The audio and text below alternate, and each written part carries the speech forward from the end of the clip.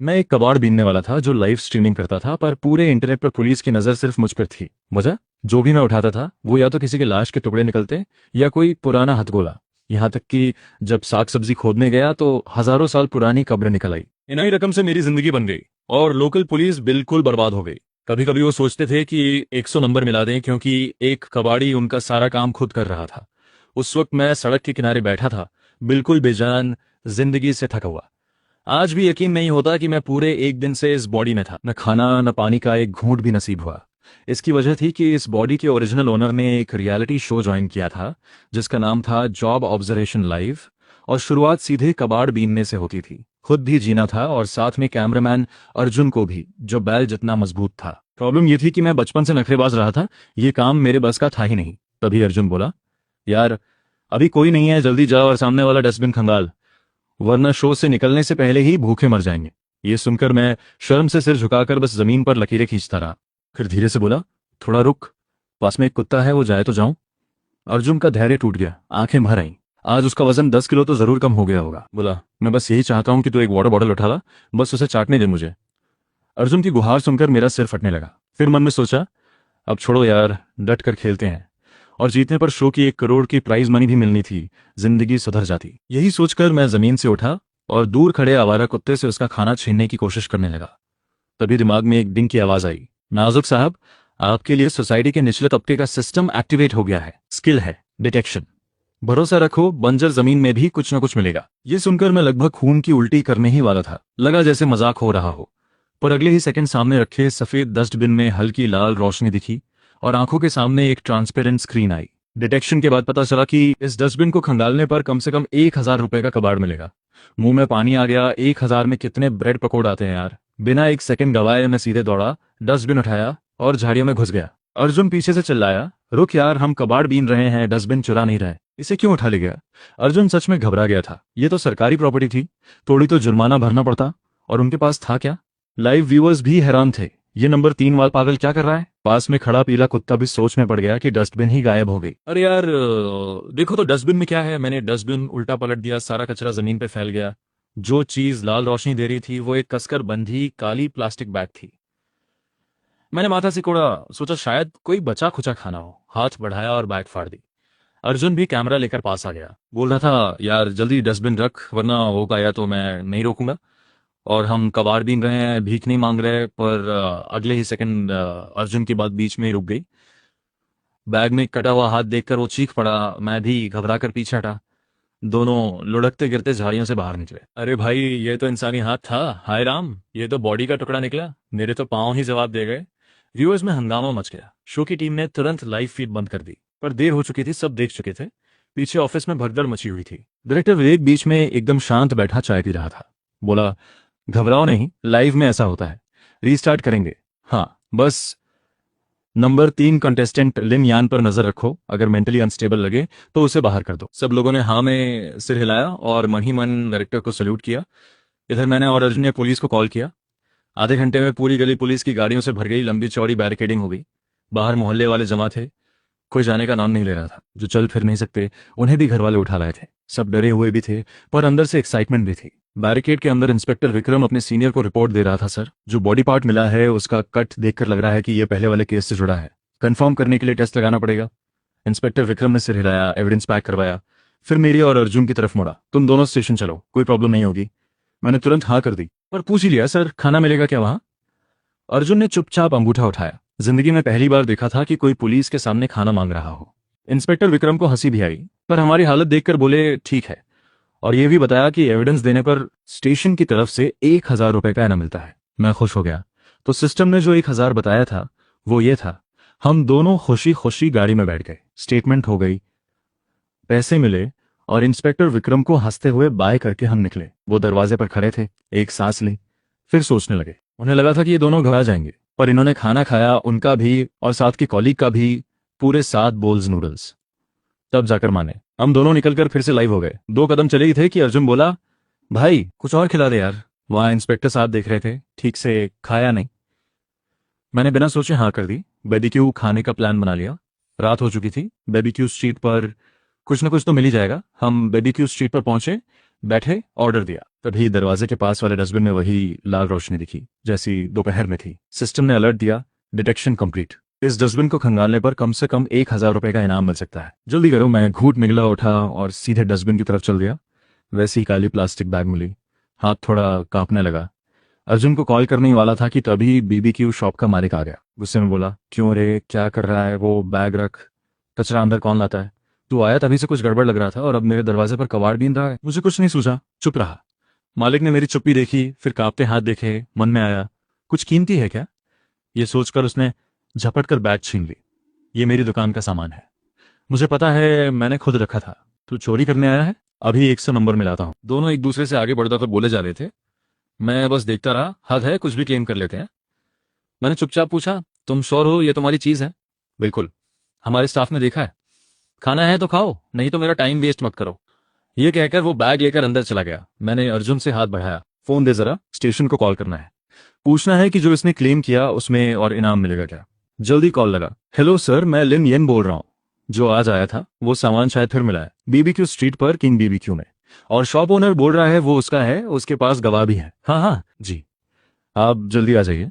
Call काटी और अगले सेकेंड ही दुकानदार बैग लेकर चिल्लाता हुआ बाहर निकला। बचाओ, भागो, अरे कोई है, 100 नंबर मिलाओ। अर्जुन ने कैमरा उठाया और लाइव शुरू। व्यूअर्स का तूफान आ गया। कंग्रेट्स नंबर 3, फिर से बॉडी पार्ट। अब तो हजारों लोग हैं लाइव में। सुबह 100 भी नहीं थे, अब देखो। ये तो अनोखा है। बॉडी पार्ट पजल कोई और करता है क्या? नंबर 3 तो एकदम अलग है। ये सब मुझे नहीं पता था, क्योंकि उस वक्त मैं इन्वेस्टिगेशन में था। दुकानदार रो रहा था।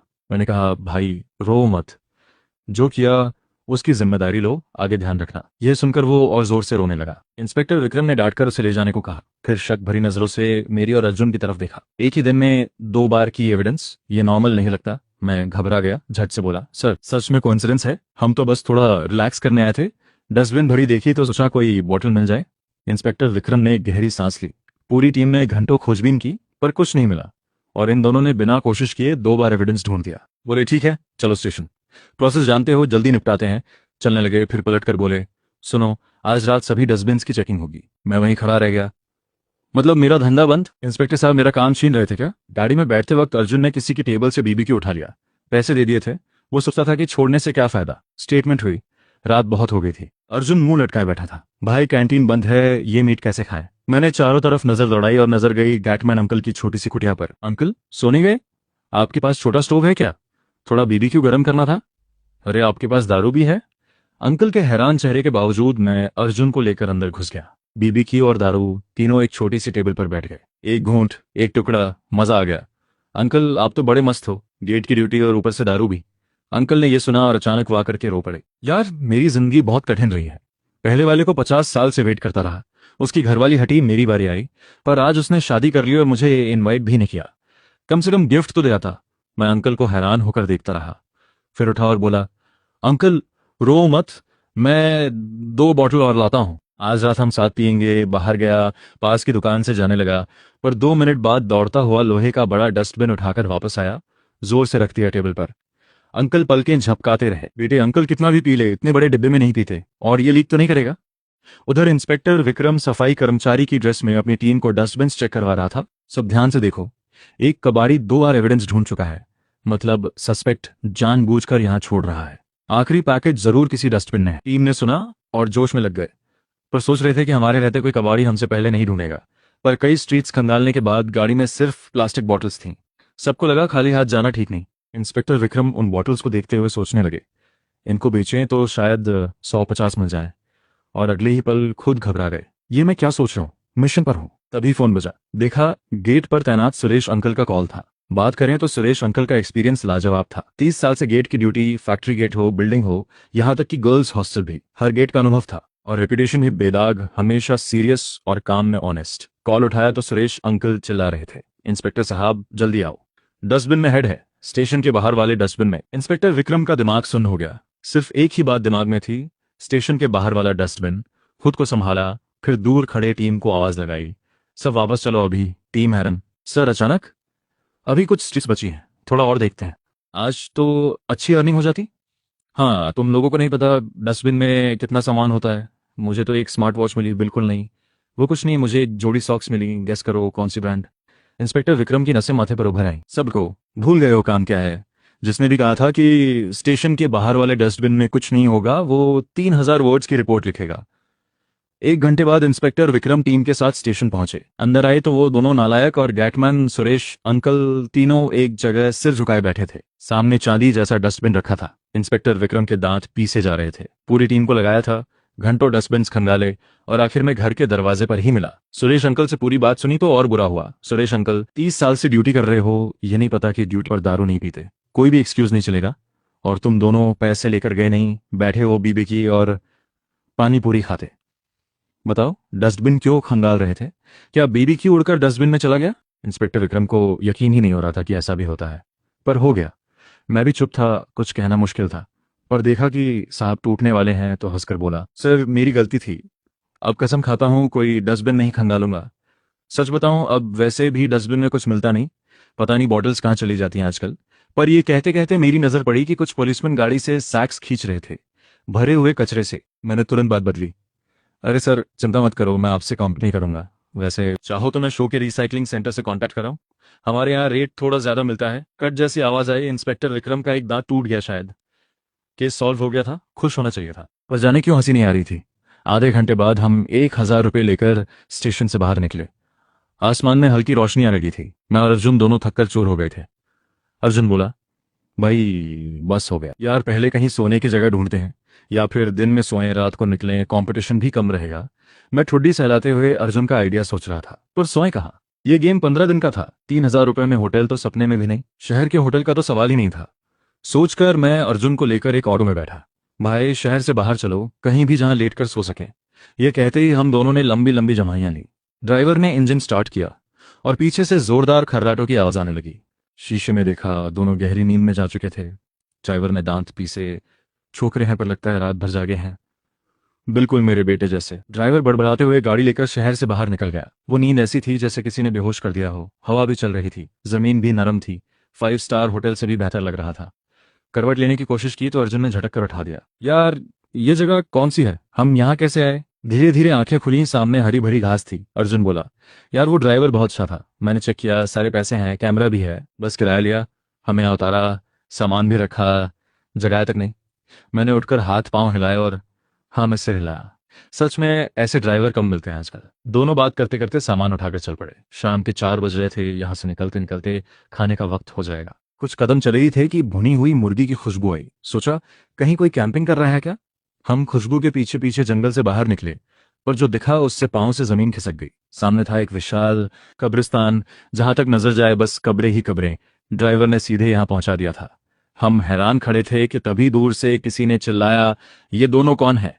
कैमरा लिए हैं, बोरा लिए हैं, जरूर यही चोर है, पकड़ो इन्हें, चढ़ावा चुरा रहे हैं। मैं सफाई देने आगे बढ़ा ही था कि कुछ लोग हाथों में कुदाल फावड़ा लेकर दौड़ पड़े। एक आंटी ने जमीन से भुनी मुर्गी उठाई और हम पर झपटी।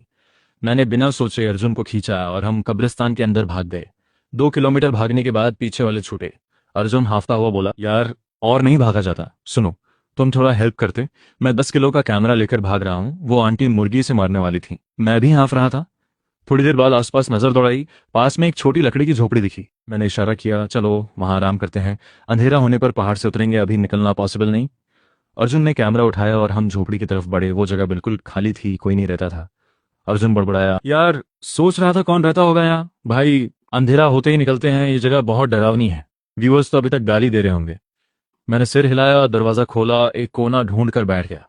पर जैसे ही कोने पर नजर पड़ी, सिस्टम का अलर्ट आया, डिटेक्शन कंप्लीट। यहाँ दबी चीज खोदने पर कम से कम 10,000 रुपए मिल सकते हैं। ध्यान से देखा तो जमीन में एक चाकू धंसा हुआ था, मूठ बाहर थी। ये टूटा चाकू 10,000 का? मन में सवाल था, पर फिर भी उठकर गया और दोनों हाथों से खींचकर निकाल लिया। अर्जुन कैमरा लेकर पास आया। भाई ये क्या है? मैंने चाकू पर लगी लाल भूरी मिट्टी देखी और कांपते हुए अर्जुन की तरफ देखा। अर्जुन ये क्या है, कहीं खून तो नहीं? अर्जुन रुका, पास आया, मिट्टी उंगलियों मसली, लाल है और अभी सूखी भी नहीं। अर्जुन का रंग उड़ गया। वो मुझे खींचकर बाहर ले जाने वाला था कि दरवाजे पर हल्की आहट हुई। अगले सेकंड दरवाजा खुला और बिखरे बालों वाला एक अधेड़ आदमी अंदर आया। दोनों की नजरें मिली। एक पल की चुप्पी और उसने पास रखी लकड़ी उठाकर हम पर झपटा। मैंने बिना सोचे हाथ में पकड़ा चाकू उठाया और उसे रोका। व्यूअर्स का हंगामा मच गया। ये क्या हो रहा है? जल्दी 100 नंबर मिलाओ, नंबर 3 वाले को कुछ हो गया है। ये शो बहुत डेंजरस है।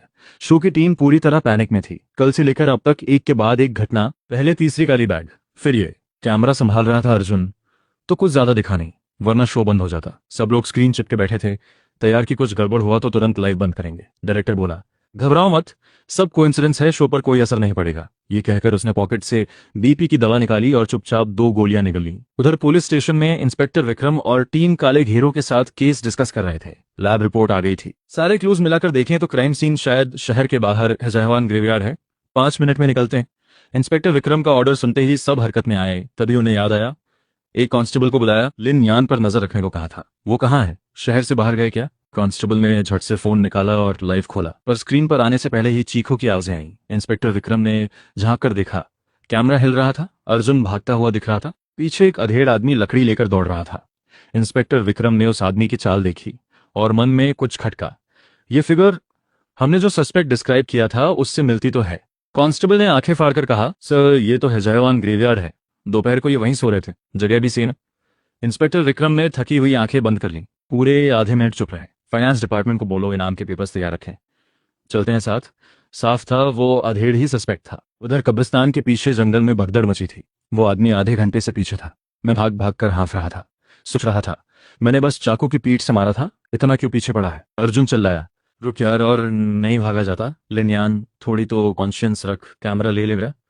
मैं सोच ही रहा था कि पीछे से धड़ाम की आवाज आई। हम दोनों रुके, पलट कर देखा। वो आंटी खड़ी थी, हाथ में भुनी मुर्गी, और अधेड़ आदमी जमीन पर था। बहुत ढूंढा तुम दोनों को, जानते हो मैं स्टेट टीम की प्लेयर रही हूं। अब बताओ मेरे बुजुर्ग का चढ़ावा किसने चुराया? मैं उनकी ताकत देखकर हैरान था। माथे पर पसीना आ गया। झट से जेब में हाथ डाला, 200 रुपए निकाले। आंटी, ये सब गलतफहमी है, हम कबाड़ी हैं, ये 200 रुपए रखो, अंकल के लिए नया चढ़ावा ले आना। शाम होते होते हैजाहान ग्रेवयार्ड के बाहर गाड़ियों की लंबी कतार लग गई। पुलिस आई, मीडिया भी आई। रिपोर्टर्स कैमरास लेकर भागते हुए अंदर घुसे। इंस्पेक्टर विक्रम बाहर खड़े थे, चेहरे पर कोई एक्सप्रेशन नहीं। और हाँ, वो आदमी सच में सस्पेक्ट निकला। पुलिस को देखते ही रोते हुए सब बोल दिया। बस एक शर्त रखी, उस आंटी को दूर रखा जाए और मुर्गी से ना मारे। सीन क्लियर हुआ तो मैंने इधर उधर नजर घुमाई। यहाँ राख का कलश तो नहीं मिलेगा? मैंने पूछा। आसपास पुलिस वालों की नजरें तरेती देखी तो चुपचाप सिर झुका लिया।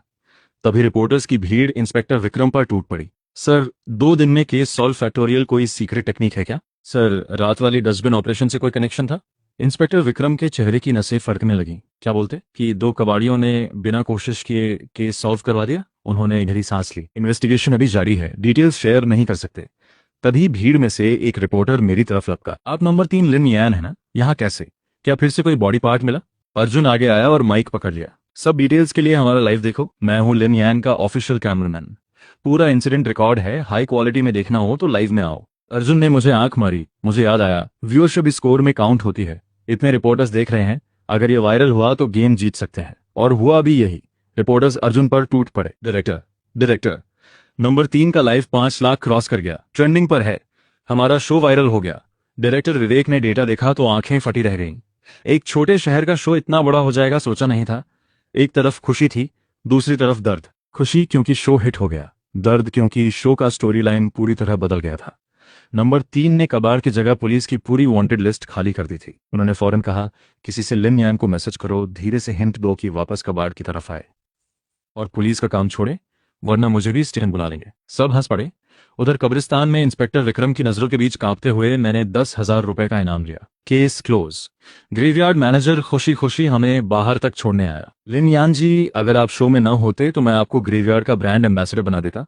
आज दोपहर से अब तक दर्जनों बुकिंग्स हुई। कभी भी आओ, हमारा ग्रेवयार्ड हमेशा ओपन है। मैनेजर बहुत खुश था। आज एक दिन में पूरे साल जितनी इनकम हो गई थी। गेट पर पहुंचते पहुंचते वो मेरा हाथ पकड़कर बोला, आपकी फोटो ले ली है, गेट पर लगाएंगे, सिक्योरिटी को भी पहचान होगी, कभी भी आना। मैंने 2-4 बातें करके हाथ छुड़ाया और अर्जुन को खींचकर वहां से निकल लिया। दोनों चुपचाप सड़क पर चल रहे थे। आज 10,000 मिले, पर कोई खुश नहीं था। शो की टीम ने मैसेज किया था कि ज्यादा एडवेंचर हो रहा है, वापस कबाड़ पर आओ। मैंने सिर खुजाया, यार अब कबाड़ कहाँ ढूंढे? अर्जुन ने भी ठंडी सांस ली। इन 2 दिनों में उसे भी लगने लगा था कि यह सब कबाड़ बीनने से ज्यादा इंटरेस्टिंग था। अब वापस नॉर्मल होना मुश्किल लग रहा था। तभी अर्जुन की आंखें चमकी। बस हम माँ की ड्रेस पहन लें, अंदर जा सकते हैं, पर यह बात किसी तीसरे को मत बताएं, मेरे अंकल की जॉब जा सकती है। मैं अर्जुन को देखता रह गया। उसके हाथ में कैमरा था और वो लाइव पर यह सब बोल रहा था। मुझे नहीं पता था हंसूं या रोऊं। तीसरे को क्या, 30,000 लोग सुन रहे थे, लाइव चल रही थी, ये बंदा थोड़ा छुपके नहीं बोल सकता था? मैंने लंबी सांस ली, उसके कंधे पर हाथ रखा। चल पहले बोरे लेते हैं, तेरे अंकल की जॉब जाने से पहले जी भर के काम करते हैं। दोनों कंधे पर सैकड़ों बोरे लाद कर तेज कदमों से गार्बेज स्टेशन की तरफ चल पड़े। उधर किंदू गार्बेज प्रोसेसिंग स्टेशन में वर्कर्स हैरान बैठे थे। आज ये क्या हो गया? कल रात शहर में हुआ क्या? पहली बार देखा इतना साफ कचरा, एक चीज नहीं बिकने लायक। हाँ यार, घंटों सॉर्टिंग की, कुछ नहीं मिला। कुछ तो गड़बड़ है। अर्जुन, तेरे कोई रिलेटिव है ना उस कबाड़ शो में? उन्हीं ने तो नहीं साफ कर दिया सब? अर्जुन के अंकल ने सोचते हुए सिर हिलाया। पहले रोज सॉर्टिंग से 50-60 रुपए निकल जाते थे, आज कुछ नहीं। तभी उनका फोन बजा और उन्होंने जल्दी से बाहर आकर कॉल उठाया। मैं और अर्जुन उनसे मिले, साथ में कब्रिस्तान से लाए फल थे, उन्हें दे दिए। अंकल मान गए, बोले आज वैसे भी कुछ है नहीं यहाँ, अंदर जाओ, जो मिले उठाओ। कॉलीग्स को थोड़े फल बांट दो, कोई कुछ नहीं बोलेगा। हम दोनों काम में लगे। अंकल ने सबको फल बांटे। तभी किसी ने चौंक कर कहा, यह एप्पल पर कुछ लिखा है। अंकल ने देखा, एप्पल पर कुछ खुदा हुआ था। उन्हें देखकर समझ नहीं आया कि यह क्या था। उधर गार्बेज स्टेशन में मैं और अर्जुन कचरे के ढेर पर बैठे एक दूसरे को देख रहे थे। पूरे आधे घंटे में एक टूटा तार भी नहीं मिला। मैंने 100 रुपए के बोरे देखे और मन डूब गया। तभी अर्जुन ने माथा ठोका। यार समझ आया, हम कल रात का कचरा खोद रहे हैं। कल रात पुलिस वाले यही छानते रहे, जो भी कुछ था सब उठा ले गए। ये सुनकर मैंने आंखें बंद कर ली। कितनी बड़ी गलती थी, पहले सोचा क्यों नहीं। पर एक बात थी, इंस्पेक्टर विक्रम कचरा उठाने में उस्ताद निकले। एप्पल्स दे दिए, बोरे खरीद लिए, खाली हाथ नहीं जाएंगे। यार और ढूंढते हैं, इतने बड़े ढेर में कुछ ना कुछ तो होगा। अंकल बताते हैं कि छोटी छोटी चीजें नहीं उठाते। हम दोनों ने हिम्मत करके छोटे छोटे फावड़े उठाए और खोदने लगे। तभी खट की आवाज आई, धातु से धातु टकराई। अर्जुन कैमरा लेकर दौड़ा। अरे किस्मत अच्छी है, लगता है ये पहले से दबा था, ढेर बाद में बना। और खोदो, चीज बड़ी लग रही थी। मैं और जोश से खोदने लगा। अर्जुन बड़बड़ाया, यार इसमें पंख जैसा कुछ है। मुझे भी कुछ समझ नहीं आया, पर अंकल बहुत एक्साइटेड हो गए। इतने साल में पहली बार ऐसा देखा। रुको, लोगों को बुलाता हूँ, पहले पूरा निकालते हैं। थोड़ी देर में अंकल कई कॉलीग्स को लेकर आए। सबने मिलकर खोदा और एक बड़ा गड्ढा बना दिया। जब ऊपरी हिस्सा पूरा बाहर आया, सबके मुंह खुले के खुले रह गए। वो एक ओवल शेप का बम था। हाय राम, ये तो बॉम्ब है। मैंने क्या कहा था, वो एप्पल खाना नहीं था। ये शहर कितना जादुई है, तुम सब जानते हो। सब दूर जाओ। अंकल पागल हो गए क्या? ये बॉम्ब है और तुम बिजली के खंभे पर चढ़ रहे हो। ब्लास्ट हुआ तो और ऊंचे उड़ोगे। सब घबरा गए। मैं भी खंभे के पीछे छुप गया। दिमाग सुन था। सोचा था अच्छे से कबाड़ मिलेगा, ये तो बॉम्ब निकल आया। और कम से कम 2 मीटर लंबा था। सबसे गुस्सा ये था कि सिस्टम का अलर्ट बॉम्ब का सिर दिखने के बाद आया। अगर थोड़ा और देर से आता तो पूरा निकाल चुके होते। तब किसी ने कांपती आवाज में पूछा, अब क्या करें? पुलिस को बुलाएं?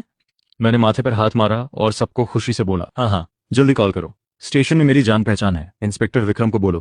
पास में अर्जुन अंकल को धीरे से बोला, अंकल वो एप्पल्स बचे हैं, आज रात कुछ गड़बड़ लग रहा है। बॉम्ब के सामने 3 एप्पल्स रख देते हैं। अंकल का मुंह खुला रह गया। लाइव व्यूअर्स बहुत एक्साइटेड थे। मुझे पता था, 2 घंटे से देख रहा था, काम आया। ये गार्बेज स्टेशन में बॉम्ब कैसे? पहले चेक नहीं किया था क्या? अरे भाई, हमारे यहाँ ऐसे बहुत हैं।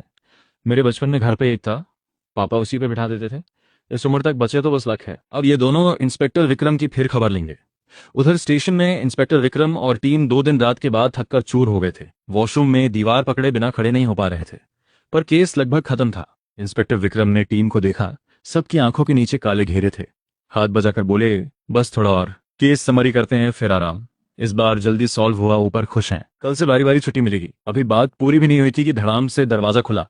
सर, लिन येन ने फिर कुछ कर दिया। गार्बेज स्टेशन में बॉम्ब मिला और उन्होंने बॉम्ब के सामने अगरबत्ती जला दी। इंस्पेक्टर विक्रम का बीपी 1 सेकंड में चढ़ गया। फायर डिपार्टमेंट और बॉम्ब स्क्वाड को अभी इन्फॉर्म करो। सबकी छुट्टी कैंसिल। गार्बेज स्टेशन चलो। पूरा स्टेशन हरकत में आ गया। एक के बाद एक पुलिस कार्स निकलने लगी।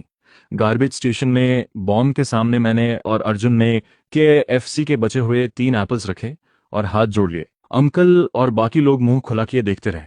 किसी ने बॉम्ब को इस तरह प्रे करते नहीं देखा था। एक ने अंकल से पूछा, यार ये तेरे रिलेटिव्स बचपन में दरवाजे से टकराए थे क्या? सच में ये दोनों नॉर्मल नहीं है? कब्रिस्तान में जाकर कमाई करने वाले पहले देखे नहीं? तू ज्यादा बात मत कर, तूने ही सबसे ज्यादा एप्पल्स खाए। एक गया था नेचुरल डेथ वाले पर, एक गया था यंग डेथ वाले पर, तीसरा था डाइड टू सून वाले पर। हिसाब लगा कितने चक्कर लगाने पड़ेंगे। इन लोगों की बातों में पुलिस आ गई। इंस्पेक्टर विक्रम तेज कदमों से आए, पर गार्बेज स्टेशन के लोगों ने उन्हें देखा। सब हैरान, ये पुलिस है, इनकी आंखों के नीचे ये काले घेरे कैसे? अंकल आगे बढ़े, पहली लाइन में बोले, आप इंस्पेक्टर विक्रम हैं? बहुत शुक्रिया। कोई पांडा पार्टी तो नहीं छोड़ी ना हमारे लिए? इंस्पेक्टर विक्रम ने दांत भींचे, थकी हुई आंखों से मुझे और अर्जुन को घूरा। देर तक देखते रहे, फिर एक गहरी सांस ली और बिना एक भी शब्द बोले आगे बढ़ गए। सब बॉम्ब सूट पहनो, पहले आसपास का सारा ढेर हटाओ, ध्यान रखना। थोड़ी देर में बॉम्ब स्क्वाड और फायर ब्रिगेड भी आ गई। सब मिलकर खोदने लगे, पर बॉम्ब स्क्वाड वालों को जल्दी कुछ अजीब लगा। पुलिस के लोगों के हाथ में बोरे थे, एक हाथ में बोरा, दूसरे में फावड़ा। बॉम्ब स्क्वाड का कैप्टन चिल्लाया, क्या कर रहे हो? देख नहीं रहे कैसे लगे हुए हैं? जल्दी करो, इनसे पीछे नहीं रहना। बहुत लोग थे, हाथ लगाया तो काम तेज हो गया। सुबह होते होते पूरा ढेर साफ हो गया। नीचे पुराना जंग खाया हुआ बॉम्ब पड़ा था। इंस्पेक्टर विक्रम ने राहत की सांस ली, हाथ बजाए, मेरी और अर्जुन की तरफ आए। अब जाओ, बाकी काम बॉम्ब स्क्वाड का है। 10,000 का इनाम स्टेशन से ले लेना। उधर डायरेक्टर विवेक सोकर उठे तो लगा दुनिया खत्म हो गई। इंस्पेक्टर विक्रम बहुत अच्छे इंसान हैं, इनाम भी दिया और टिकट भी खुद से करवाई। ऐसे इंसान कहाँ मिलते हैं? इंस्पेक्टर साहब को छोड़ने का मन नहीं। अर्जुन ने मुंह बनाया, मुझे घसीटते हुए बाहर निकाला।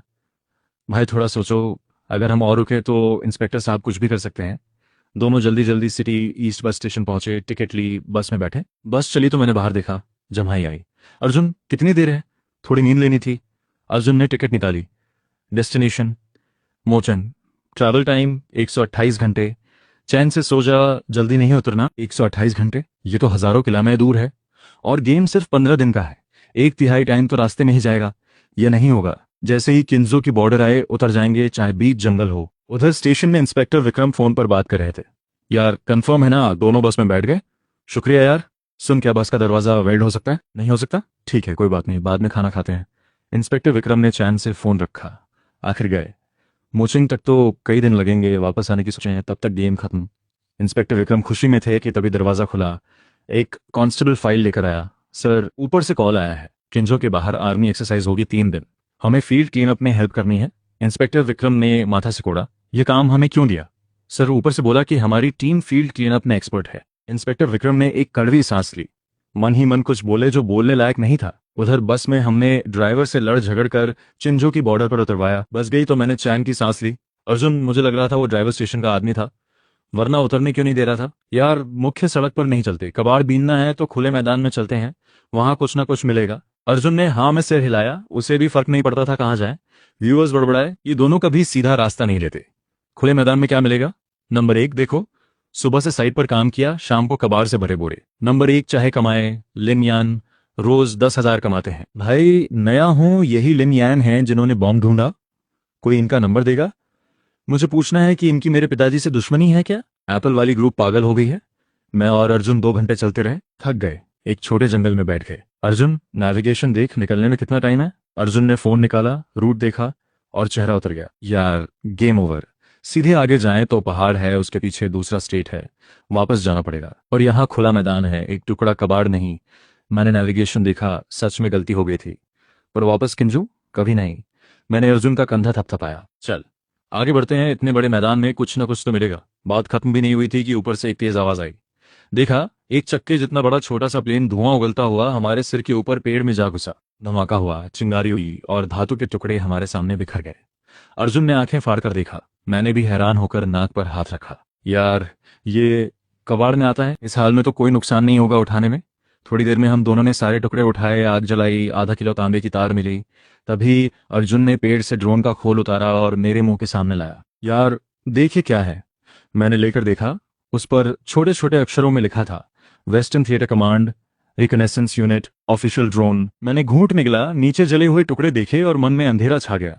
ड्रोन हमने नहीं गिराया था, पर उसके अंदर जो भी मेटल था सब जला दिया था, बस खोल बचा था। अर्जुन बोला, भाई टेंशन मत लो, जब तक अंदर हो मैं हर महीने मिलने आऊंगा। आर्मी का सामान बर्बाद करने पर 3 साल होते हैं, 1 महीने में 1 बार आऊंगा। ये सुनकर मैं घबरा गया, झट से अर्जुन का फोन छीना। अभी किन्जो स्टेशन को कॉल करता हूँ। बोलूंगा जानबूझकर नहीं किया, माफी चाहता हूँ। कॉल की पर लाइन बिजी, फिर बिजी। लाइव व्यूअर्स का हंगामा था, हो गया खेल।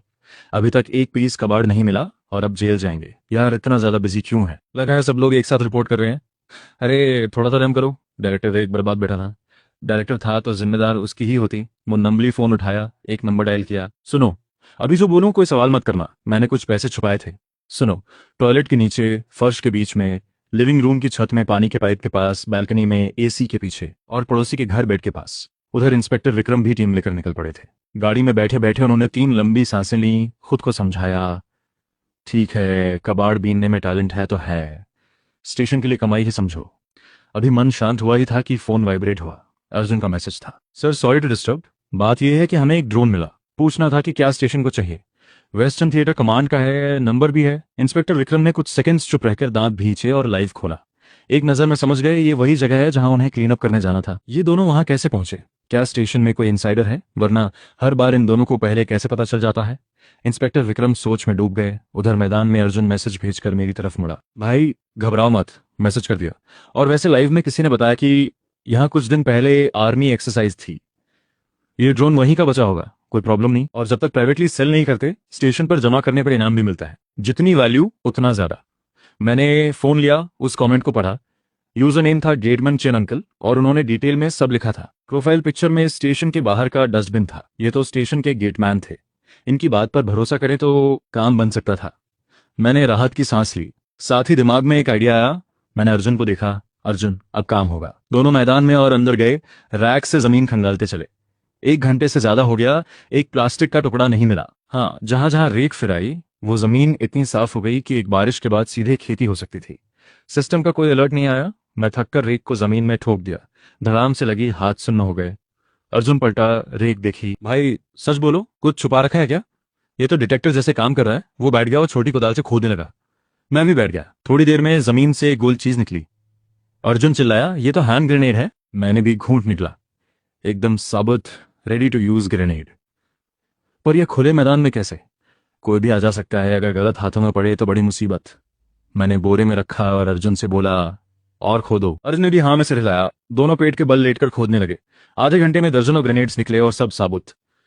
व्यूअर्स भी हैरान थे। ये प्रॉप्स तो नहीं? नहीं यार, एक्सरसाइज वाली बात है, रियल है। अर्जुन भाई कुछ हमें भी दे दो दिखाने के लिए। व्यूअर्स की तादाद बढ़ती जा रही थी। देखते देखते लाइव में 50 लाख लोग थे। इंस्पेक्टर विक्रम परेशान थे क्योंकि आर्मी के बड़े ऑफिसर ने पर्सनली कॉल किया। क्लीन अप के लिए तुम्हें भेजा था और वहां 2 कबाड़ी लाइव स्ट्रीम कर रहे हैं। इंस्पेक्टर विक्रम ड्राइवर को तेज चलाने के लिए कहते रहे। उधर दूसरे कंटेस्टेंट्स को अपने लाइव व्यूअर्स कम होते दिखे। ढूंढा तो पता चला सब लिन यान की स्ट्रीम पर गए। एक ने बाकी सबको बताया और देखते देखते सब उठकर चल पड़े। पैसे जोड़कर एक ट्रैक्टर हायर की और मैदान की तरफ निकल पड़े। गार्बेज स्टेशन के बाकी वर्कर्स भी देखकर साथ हो लिए। रास्ते में जो भी मिला, प्रोफेशनल हो या आम आदमी, सब क्यू में लग गए। डायरेक्टर विवेक अपना बैग पैक कर रहे थे। स्टेशन जाकर माफी मांगने की तैयारी थी। तभी दरवाजा खुला। डायरेक्टर बाहर आओ। जहां लिन यान ने ड्रोन मिला वहां आर्मी एक्सरसाइज हुई थी। सब कंटेस्टेंट्स वहां पहुंच रहे हैं। स्टेशन के लोग भी जा रहे हैं। सुपरमार्केट से रेक भी उठा लिए। डायरेक्टर विवेक रुक गए। स्टेशन के लोग भी गए, मतलब कोई प्रॉब्लम नहीं, वो सेफ है।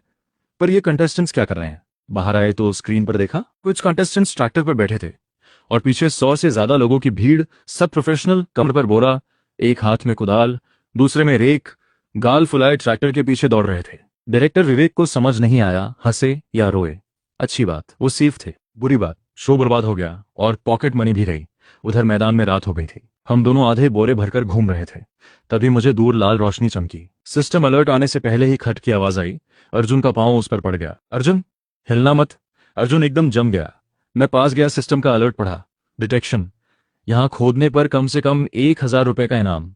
मेरी पीठ पर ठंडा पसीना आ गया। जो भी सिस्टम ने दिखाया था कभी नॉर्मल नहीं निकला था। अर्जुन घबरा गया। भाई लैंडमाइन है, अभी भागूं तो हो जाएगा। मैंने अर्जुन को तरस से देखा। भागने का टाइम नहीं, सुनो, कोई आखिरी बात कहनी है। अर्जुन की टांगें कांपने लगी। कैमरा मुझे थमाया और रोते हुए बोला, माँ सही कहती थी, किस्मत खराब है। पबजी में भी चिकन नहीं मिलता गरम। भाई यहाँ डिलीवरी होती है। 2 किलो पाए का सूप मंगवा दो। आज से खाया नहीं। मैं थोड़ा पीछे हटा। ठीक है, वो पत्थर देख रहे हो, लाकर रखते हैं। एक्सरसाइज का मैदान है, शायद फेक हो। तभी अर्जुन की पॉकेट में फोन बजा। मैंने निकाल कर देखा, इंस्पेक्टर विक्रम थे। लिन यान, सुनो ध्यान से। अर्जुन को कहो बिल्कुल मत हिले। यह लैंडमाइन एक्सरसाइज वाला नहीं है। मैंने कंफर्म किया। इस एक्सरसाइज में माइंस यूज नहीं होती। ये पुराना बचा हुआ है। हम पास में ही हैं, बस पहुंचते हैं।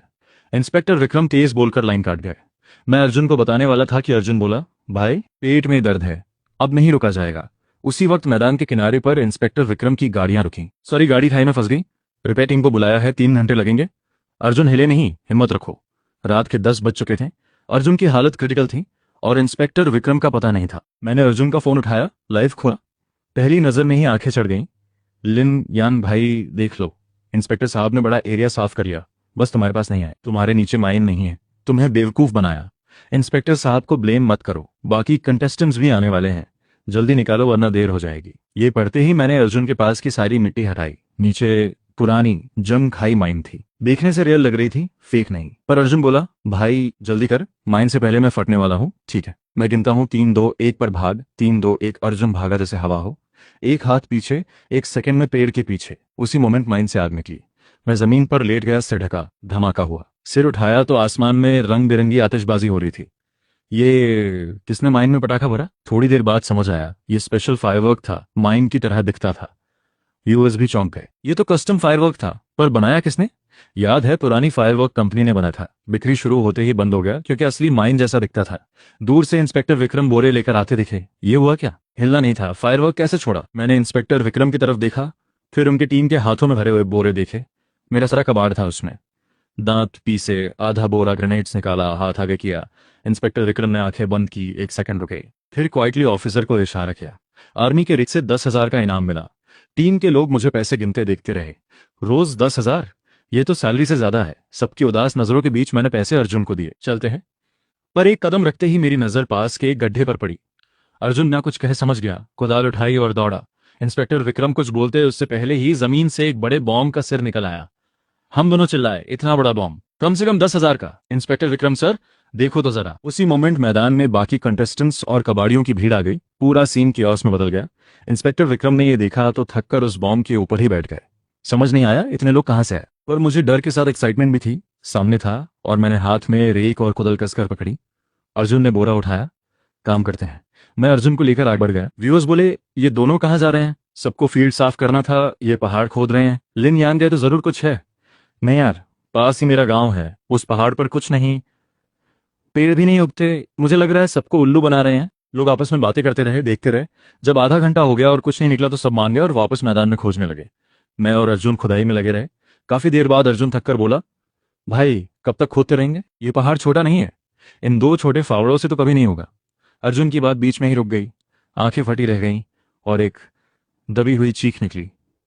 मैं दौड़कर आया, अर्जुन को दबाया, चारों तरफ देखा। बाकी लोग दूर जा चुके थे। मैंने धीरे से कहा, चुप, हिलो मत, मुझे पकड़ो, मैं निकालता हूं। और कैमरा थोड़ा हटाओ वरना वो सब टूट पड़ेंगे। एक रात में ये पहाड़ साफ कर देंगे। अर्जुन होश में आया, हाथ बढ़ाया और खींचने में हेल्प की। चेहरे पर हैरानी से खुशी आ गई। भाई डिसाइड कर लिया, अब से तेरे साथ ही रहूंगा। चैंपियन नहीं भी बने तो कोई बात नहीं, अपनी कबाब कंपनी खोल लेंगे, पैसे ही पैसे होंगे। मुझे अर्जुन की परवाह नहीं थी। मैं गड्ढे में दबी चीज को दोनों हाथों से खींच रहा था। एक छोटा हरे रंग का कॉपर का ढक्कन दिखा। पूरा निकाला तो अर्जुन ने मुंह पर हाथ रख लिया, चीख रोक ली। मैं भी हैरान था, काफी देर तक देखता रहा। फिर अर्जुन का फोन निकाला और इंस्पेक्टर विक्रम को कॉल किया। सर, डिस्टर्ब करने के लिए सॉरी। बात यह है कि मैं फील्ड क्लीनअप से अलग हो गया था, वापस जाने लगा। रास्ते में यह पहाड़ देखा, सोचा गांव वालों की थोड़ी हेल्प करूं। खोदा तो ब्रॉन्ज का वेसल निकला। है ना गुस्से वाली बात? सर आप कुछ बोल नहीं रहे?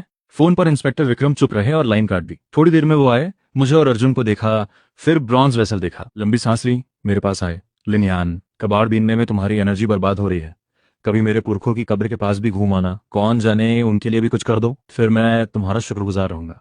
पास में अर्जुन हंसते हुए इंस्पेक्टर विक्रम से बोला, सर आप टच मत करो। बॉम्ब वाले दिन मैं लिन यान को पहले ही ऊपर से नीचे तक चेक कर चुका हूं, कोई डिटेक्टर नहीं है। बस इनाम बताओ कितना मिलेगा?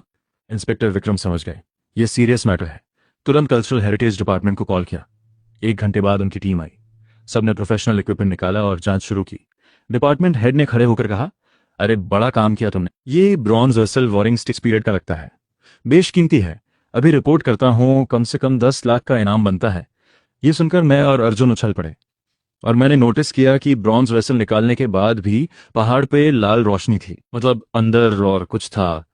बाकी लोग वेसल की पैकिंग में लगे थे। मैं फावड़ा उठाकर पहाड़ के पीछे चल दिया। सब लोग देखते रह गए। हेरिटेज टीम बोली, ये पागल है क्या? एक निकला तो मिरेकल था, अब और खोद रहा है। ये कोई कबद नहीं, ये तो हेरिटेज साइट है। इंस्पेक्टर विक्रम ने सोचते हुए डिपार्टमेंट हेड से पूछा, हमारी टीम ने पूरा पहाड़ स्कैन किया था, कुछ नहीं मिला। अब ये कैसे पॉसिबल है? हेड ने कंफर्म किया, हाँ हम पहुंचते ही पूरा एरिया स्कैन करते हैं, कुछ नहीं था। हेरिटेज टीम जाने लगी तो इंस्पेक्टर विक्रम को लगा अभी कुछ बाकी है। रुके, चारों तरफ देखा। जाने की तैयारी हो ही रही थी कि अर्जुन की चीख आई। इंस्पेक्टर विक्रम टीम लेकर दौड़े। देखा, अर्जुन एक गड्ढे में था, एक लकड़ी का संदूक उठाए हुए। ऊपर रत्न जड़े थे। एक नजर में पता चलता था कीमती है। इंस्पेक्टर विक्रम ने मान लिया। हेरिटेज डिपार्टमेंट पूरा स्कैन करके गई थी, फिर भी कुछ नहीं मिला। इन दोनों ने बिना इक्विपमेंट के 2 बार ढूंढ दिया। उन्होंने फोन निकाला, हेरिटेज डिपार्टमेंट को फिर कॉल किया, वापस आ जाओ। और हाँ, हमारे स्टेशन को भी थोड़ा इनाम मिलेगा ना। 2 बार इन्फॉर्म किया है, कंजूसी मत करना। डिपार्टमेंट हेड अभी तक हैरान थी। उन्होंने खुद जांच की। संदूक गोल्डन सिल्क नैन में वुड का था, रत्न और इंपीरियल जेड जड़े थे। बाहर से इतना कीमती था तो अंदर क्या होगा? सबने मिलकर सावधानी से खोला। अंदर कुछ किताबें थीं, बिल्कुल सुरक्षित। हेरिटेज टीम की आंखें चमक उठीं। ये तो सच में अनमोल है। सब उत्साह में थे। काफी देर बाद माहौल शांत हुआ। हेड ने मुझे देखा। बेटे, हमारे हेरिटेज डिपार्टमेंट में वैकेंसी है, कोई टस नहीं, सीधे ज्वाइन कर सकते हो। वो सच में चाहती थी। हमारी इक्विपमेंट से बेहतर था इंसान, पर मैंने हाथ हिलाया। नहीं बाप, जॉब मेरे बस की नहीं, कबाड़ बीनना ही ठीक है। ये संदूक कितने का इनाम देंगे? मुझे पहाड़ खोदना है। हेड थोड़ी ऑकवर्ड हुई। देखो, रूल्स हैं, 2 हेरिटेज आइटम्स मिलने पर हमें साइट सील करनी पड़ती है। तुम यहाँ नहीं खोद सकते। ये सुनकर मेरा मन डूबा। बड़ा प्लान था, अब रुकना पड़ेगा। पर हेड का चेहरा देखकर मान गया। ठीक है, इनका काम खत्म होने के बाद देखेंगे। हेड ने टीम ऑर्गेनाइज की। स्कैन शुरू हुआ। मैं एक पेड़ के नीचे बैठ गया, पहाड़ की लाल रोशनी देखता रहा। अर्जुन पास आकर खड़ा हुआ। थोड़ी देर बाद बोला, भाई चिंता छोड़ो, जो इनाम मिला है उससे चैंपियन बनना तो पक्का है। चलो फील्ड में वापस जाते हैं, थोड़ा बहुत और मिल जाएगा।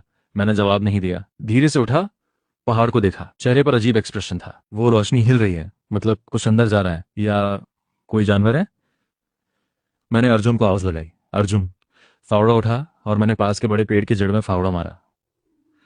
अर्जुन एक सेकंड रुका, फिर बिना सवाल किए खोदने लगा। हेरिटेज टीम पलटी तो देखा, हम दोनों पेड़ पे हमला कर रहे थे। सब हैरान, ये पागल हो गए? पहाड़ नहीं खोद सकते तो पेड़ खोद रहे हैं? कम से कम चुप कर करते। इंस्पेक्टर विक्रम ने ये देखा और मुस्कुराए। उन्हें एक्सपीरियंस से पता था, जब ये दोनों किसी चीज पर लगते हैं वहां जरूर कुछ होता है। हेड को बोला, मैडम, कभी कभी मानना पड़ता है। अगर एम्बेरस नहीं होना तो अपनी टीम लेकर पेड़ के पास जाओ, क्रेडिट तुम्हारा भी रहेगा। इंस्पेक्टर विक्रम पीठ पर हाथ रखे चले गए, मन ही मन खुश थे। पेड़ के पास आकर बोले, लिनियन, अच्छा खोद रहे हो, थोड़ी देर में इतना गड्ढा? मैंने हाफते हुए हाथ हिलाया, खोदता रहा। पेड़ की जड़ें उलझी हुई थी, काम धीमा था, पर सिस्टम की रोशनी यहां से हिली नहीं, मतलब नीचे कुछ था। व्यूअर्स भी अब एक्साइटेड थे। अरे भाई, ये और खोदेगा? सच बोलूं, अगर कोई मुझे बताए कि लिन यान ने नीचे से कुछ सुपर हीरो निकाला तो मैं मान लूंगा, ये सुपर नेचुरल है। इंस्पेक्टर विक्रम मुस्कुराते हुए खड़े थे। हेरिटेज टीम तनाव में थी। तभी अचानक धड़ाम, नीचे की मिट्टी धंस गई और एक सुरंग खुल गई। इंस्पेक्टर विक्रम का चेहरा उतर गया। अरे कोई है, जल्दी आओ। दूर खड़े ऑफिसर्स दौड़े, हेरिटेज टीम भी आई। हेड एक्साइटेड हो गई। उनके एक्सपीरियंस से पता था, पहाड़ में हेरिटेज, पेड़ के नीचे सुरंग, इसका मतलब एक ही था, यहां कोई टूम था और यह टूम रेडर्स की बनाई सुरंग थी। सब रेस्क्यू की तैयारी में थे कि नीचे से आवाज आई, अर्जुन, अर्जुन, रैक दो, जल्दी, नीचे कई लोग हैं, लगता है टूम रेडर्स हैं, हाथ में हथियार भी है। सब एक पल के लिए जम गए। हेरिटेज टीम के कुछ लोग जो नीचे उतरने वाले थे वो चुपके से पीछे हट गए। तभी एक मोटी सी फिगर, हाथ में कैमरा, बिना रुके सुरंग में कूद गई। नीचे से एक जोरदार आवाज आई। सब हैरान। इंस्पेक्टर विक्रम ने टीम को देखा। खड़े क्यों हो, सुना नहीं? जाओ, और खुद भी कूद गए। नीचे में एक टूम रेडर के ऊपर बैठा था, दोनों हाथों से पकड़े हुए था। जब गिरा था तो उसी पर गिरा जो नीचे बैठा था। समझ गया सिचुएशन सीरियस है, ऊपर चिल्लाया। रेडर्स घबरा गए, एक दूसरे को छोड़कर भागने लगे। अर्जुन नीचे उतरा, उठा और सबसे पहले कैमरा सीधा किया। भाई, अंदर बहुत डार्क है, थोड़ा ऊंचा देखो, वरना स्क्रीन ब्लैक दिखेगी और मेरी सैलरी कट जाएगी। मैंने सिर घुमाया, अर्जुन को देखा। यार, अभी ये सोच रहा है? लंबी सांस ली, अर्जुन को खींचा और रेडर्स के पीछे भागे। मैंने देखा था, उनके पास हथियार थे, वो ले थे। उधर टूम के आखिरी हिस्से में रेडर्स आगे आगे भाग रहे थे। बॉस, धीरे, रास्ता तो देखो, ये वो रास्ता है जिससे आए थे। वो दोनों पीछे फंस जाएंगे। वो बंदे बहुत डेंजरस हैं, जरूर पुलिस के एलीट हैं। वो मोटा तो कैमरा लेकर भी पीट रहा था, दांत तक उड़ा दिए। बॉस थोड़ा रुका, याद करने की कोशिश की। बचपन में दादा इसी टूम में लाए थे, पर तब वो बच्चा था, याद धुंधली थी। प्लान था, थोड़ा लेकर उसी रास्ते से निकलेंगे, पर कोई सोच नहीं सकता था कि यहाँ पुलिस आएगी। बॉस ने दांत भींचे। मेरे पास एक और रास्ता है जो किसी को नहीं पता, हम निकल जाएंगे। सबकी आंखें खुल गईं, पर ऑप्शन नहीं था। सब पीछे हो लिए। डायरेक्टर विवेक की स्क्रीन पर लाइव व्यूअरशिप रॉकेट की तरह चढ़ रही थी। ट्रेंडिंग का खतरा था, पर यह शो था जॉब ऑब्जर्वेशन, और अब टूम रेडिंग लाइव हो रही थी। डायरेक्टर विवेक कुर्सी पर ढह गए। टीम ने पूछा, डायरेक्टर ठीक हो? डायरेक्टर ने हाथ हिलाया, रहने दो, मुझे थोड़ी देर के लिए अकेला छोड़ो। स्टाफ चले गए। डायरेक्टर विवेक पलटे तो स्क्रीन पर वो आंटी थीं जो अभी भी गुस्से में थीं। डायरेक्टर की आंखें फटी रह गईं। ये दुनिया ठीक है या मैं? उधर हम टूम में आगे बढ़ते जा रहे थे, रास्ते में जो मिला उठाते गए, पर अचानक रेडर्स गायब। मैं रुका, आगे पीछे देखा। ये कहाँ गए? हम सही रास्ते पर थे। अर्जुन बोला, यार, यहाँ एक पत्थर की स्लैब है, क्या ये दरवाजा हो सकता है? मैं पास आया। टूम रेडर्स थे, मतलब इसके पीछे जरूर। गोरा तैयार है, अंदर जाए तो मेरा इशारा देखना। एक ही रूल याद रहे, हम क्या करते हैं? अर्जुन ने होंठ दबाए, फिर पूछा, कबाड़, बिल्कुल सही, मतलब जो भी हेरिटेज आइटम मिले वो हमारा कबाड़ है। अर्जुन ने जोर से सिर हिलाया। हम दोनों ने स्लैब हटाई और अंदर घुस गए। बिल्कुल अंधेरा। अर्जुन के फोन की रोशनी में थोड़ा दिखा, काफ़ी चीज़ें ऑलरेडी उठाई जा चुकी थीं। जो बचा था वो हमने बोरे में भरा। मैं गुस्से से बोला, ये लोग यहाँ पहले भी आ चुके हैं, हमारा कबाड़ उठा ले गए, ये बर्दाश्त नहीं होगा। पैरों के निशान देखकर हम चुपचाप आगे बढ़े। अर्जुन कैमरा एडजस्ट करता जा रहा था। जॉब पर ध्यान रखना जरूरी है। उधर इंस्पेक्टर विक्रम कुछ ऑफिसर्स के साथ टूम में उतरे। सच में हेरिटेज डिपार्टमेंट का स्कैनर काम का नहीं है। इतना बड़ा टूम एक बार नहीं 2 बार स्कैन हुआ, कुछ नहीं मिला। टीम को बोला, ध्यान से चलो, रेडर्स के पास हथियार हैं। फिर एक ऑफिसर पर नजर पड़ी। तू ग्रेनेड क्यों निकाल रहा है? ये टूम है, यहाँ ब्लास्ट करवाना है क्या? रख वापस। इंस्पेक्टर विक्रम टीम लेकर टूम में घुसे। उधर हम रेडर्स के पीछे एक टूम चेंबर में पहुंचे, एक कॉफिन के पीछे छुप गए। दूसरी तरफ रेडर्स भी एक कॉफिन की आड़ में थे, हमें देख रहे थे। बॉस बताओ रास्ता कहाँ है? वो दोनों अंदर आ गए। अभी नहीं निकले तो फंस जाएंगे, हमारे पास हथियार भी ज्यादा नहीं। और वो मोटा तो अभी भी कैमरा चला रहा है, कितना डेंजरस है। बॉस की याददाश्त पर जोर पड़ रहा था। बचपन में दादा ने कुछ बताया था। यहाँ आए थे, सोचा था थोड़ा लेंगे और पुराने रास्ते से जाएंगे, पर पुलिस इतनी जल्दी आएगी ये सोचा नहीं था। और ये दोनों तो बिजार थे, पीछे भी आ रहे थे, हेरिटेज प्रोटेक्ट भी कर रहे थे, बोरे भी भर रहे थे। कहाँ से आते हैं ऐसे लोग? बॉस ने दांत भींचे। मेरे पीछे आओ। एक नौजवान रेडर उठा और एक पुराने लैंप स्टैंड की तरफ बढ़ा। उसी मोमेंट बॉस ने देखा, अर्जुन कैमरा लेकर उठ खड़ा हुआ। बॉस घबराया, फायर, सब एक साथ। रेडर्स कॉफिन से निकले, हमारी तरफ बढ़े और हथियार चला दिए। मेरे चेहरे पर पानी की धार आई। मैंने चेहरा पोंछा, खड़ा रह गया। ये वाटर गन? इन लोगों के पास असली हथियार नहीं था, वाटर गन लाए थे। अब क्या होगा इनका? मैंने कहा था फायर पावर कम है। तभी अचानक जमीन हिलने लगी, ऊपर के स्टोन पिलर्स झुकने लगे। जो नौजवान लैंप स्टैंड घुमाने गया था वो रोने लगा। बॉस, तूने जो घुमाने को कहा था, ये एग्जिट का लेवर नहीं था, ये टूम को सील करने का था। हम अंदर बंद हो जाएंगे। बॉस ने ऊपर देखा, मिट्टी गिर रही थी। भागो, कोई जगह ढूंढो। वो पत्थर का प्लेटफॉर्म देखो, उसके नीचे जगह है। सबने देखा, पास में एक आधे आदमी जितना ऊंचा स्टोन प्लेटफॉर्म था, नीचे खाली जगह थी। कई लोग समा सकते थे, कोई ऑप्शन नहीं था। रेडर्स एक दूसरे को धकेलते हुए नीचे घुस गए। बॉस ने अंदर झांका। वो दोनों पुलिस वाले कहाँ गए? कहीं बाहर दब तो नहीं गए? बात खत्म भी नहीं हुई थी कि बगल से एक जोरदार थप्पड़ हवा में आया। मैंने ठंडे चेहरे से कहा, कौन दबा बाहर? और तुम सबसे अंदर वाले, और अंदर जाओ, हमें भी जगह दो। रेडर्स ने एक दूसरे को देखा और बिना आस किए सरकने लगे। मैं अर्जुन को लेकर घुस गया। एक सेकंड पहले दुश्मन थे, अब एक साथ दबे पड़े थे। माहौल बहुत ऑकवर्ड था। मैंने गला खखारा और चुप्पी तोड़ी। गाइस, गलत फहमी मत करो, हम पुलिस नहीं है, कबाड़ी है। हाँ, बाहर जरूर पुलिस है, अब निकलना मुश्किल है। तुम लोग हमारे गवाह बनो। जो हमने उठाया वो कबाड़ था, तुमने खुद देखा है। सबकी नजरें अर्जुन के बोरे पर गईं, जिसमें कुछ हिल रहा था, आवाजें आ रही थी। सबने घूंट निकला, ये हेरिटेज आइटम्स है। मैंने देखा कोई नहीं बोला, तो जोर से कहा, सुनो, जब पुलिस आए तो तुम लोग बोलना कि तुम टूम रेडर्स हो। हम दोनों के बारे में बोलना कि हम कबाड़ी हैं। अगर बोरे के बारे में पूछें तो कहना हमने यहीं से उठाया, कबाड़ था, समझे? सबने हाँ में सिर हिलाया। एक रेडर ने हिम्मत करके कहा, एक आइडिया है। कह सकते हैं टूम कोलैप्स हो रहा था तो आप दोनों ने हेरिटेज प्रोटेक्ट किया। पुलिस कुछ नहीं बोलेगी, शायद तारीफ भी हो, बस बदले में हमारे लिए गुड वर्ड बोल दो। पहली बार है हमारी, कुछ हेल्प हो जाए। मेरी आंखें चमकी। रेडर्स में भी टैलेंट था। मैंने तुरंत हाँ की।